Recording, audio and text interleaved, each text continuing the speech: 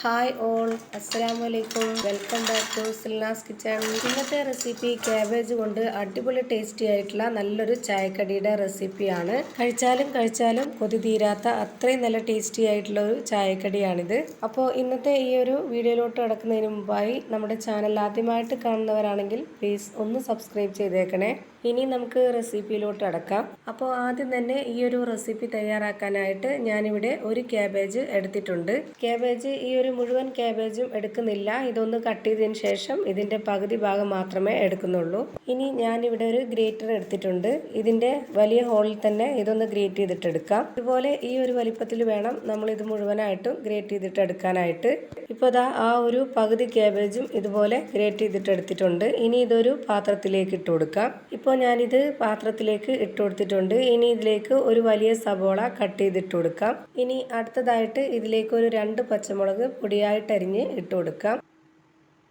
ഇനി ഇതിലേക്ക് 1 സ്പൂൺ അളവിൽ വെളുത്തുള്ളി ഇഞ്ചി ചതച്ചതാണ് ഇട്ട് കൊടുക്കുന്നത്. ഇനി ഇതിലേക്ക് ഒരു 1/4 സ്പൂൺ പെരിഞ്ജീരകത്തിൻ്റെ പൊടിയും 1/4 സ്പൂൺ ഗരം മസാല പൊടിയും ഇട്ട് കൊടുക്കുന്നുണ്ട്. അടുത്തതായി ഇതിലേക്ക് 1 സ്പൂൺ മുളക് പൊടിയും 1 സ്പൂൺ കാശ്മീരി മുളക് പൊടിയും 1 നുള്ള് മഞ്ഞൾപ്പൊടിയും ഇട്ട് കൊടുക്കാം. ഇനി ഇതിലേക്ക് ആവശ്യത്തിനുള്ള ഉപ്പും കൂടി ചേർത്ത് കൊടുത്തിട്ട് കൈവച്ചത് നന്നായിട്ടൊന്ന് മിക്സ് ചെയ്തിട്ടെടുക്കാം. ഇപ്പോൾ ഞാനിതാ നല്ല പോലെ മിക്സ് ചെയ്തിട്ടെടുത്തിട്ടുണ്ട്. ഇനി ഞാൻ ഇതിലേക്ക് ഇട്ട് കൊടുക്കുന്നത് 125 ml കപ്പിൻ്റെ അളവിൽ 1 കപ്പ് കോൺഫ്ലവർ പൊടിയാണ്. കോൺഫ്ലവർ പൊടി ഉണ്ടെന്നുണ്ടെങ്കിൽ കോൺഫ്ലവർ പൊടി ഇട്ട് കൊടുക്കുക. അല്ലാന്നുണ്ടെങ്കിൽ അവലുണ്ടെങ്കിൽ അവലൊന്ന് പൊടിച്ചിട്ട് ഇതുപോലെ ഈ ഒരു അളവിൽ ഇട്ട് കൊടുത്താലും മതി. ഇനി ഇതിലേക്ക് ഇതേ കപ്പ് അളവിൽ തന്നെ 1 കപ്പ് അരിപ്പൊടിയാണ് ഇട്ട് കൊടുക്കുന്നത്. അരിപ്പൊടി വറുത്തതോ വറുക്കാത്തതോ ഏതായിരുന്നാലും കുഴപ്പമില്ല. ഇനി ഇതിലേക്കൊരു റെഡ് ഓറഞ്ച് ഫുഡ് കളർ ഉറ്റിച്ച് കൊടുക്കുന്നുണ്ട്. എന്നതിന് ശേഷം ഇത് നമുക്ക് വീണ്ടും കൈ വെച്ചിട്ട് നല്ല പോലെ ഒന്ന് കുഴച്ചിട്ടെടുക്കാം. ഇപ്പോൾ ഞാനിത് നന്നായിട്ട് കുഴച്ചിട്ടെടുത്തിട്ടുണ്ട്. ഒട്ടും തന്നെ വെള്ളം ചേർക്കാതെ ഈ ഒരു രീതിയിൽ കുഴച്ചെടുത്തിട്ടുണ്ട്. ഇനി ഇതൊന്ന് ഫ്രൈ ആക്കി എടുക്കുകയാണ് വേണ്ടത്. അതിന് വേണ്ടിയിട്ട് വെറുതെ ഈ മാവ് കയ്യിൽ ഇതുപോലെ ഒന്ന് നുള്ളി എടുത്തിട്ട് അങ്ങ് ഇട്ട് കൊടുക്കുകയാണ് എണ്ണയിലേക്ക്. ഈ ഒരു വലിപ്പത്തിലാണ് എല്ലാം എടുക്കുന്നത്. ഇനി ഇതൊന്ന് ഫ്രൈ ആക്കി എടുക്കാൻ വേണ്ടി ഒരു കടായി സ്റ്റൗവിലേക്ക് വെച്ച് ഫ്ലെയിം ഓൺ ആക്കി കൊടുത്തിട്ടുണ്ട്. അതിലേക്ക് കുറച്ച് എണ്ണ ഒഴിച്ച് എണ്ണ നന്നായിട്ടൊന്ന് ചൂടായിട്ട് വരുമ്പോൾ ഓരോന്നോരോന്നായി ഇട്ട് കൊടുക്കാം. മീഡിയം ടു ലോ ഫ്ലെയിമിൽ ഇട്ടിട്ട് വേണം ഇത് വേവിച്ചെടുക്കാനായിട്ട്. ഒരുപാട് ഹൈ ഫ്ലെയിമിൽ വെച്ച് കഴിഞ്ഞാൽ പെട്ടെന്ന് കരിഞ്ഞു പോകും.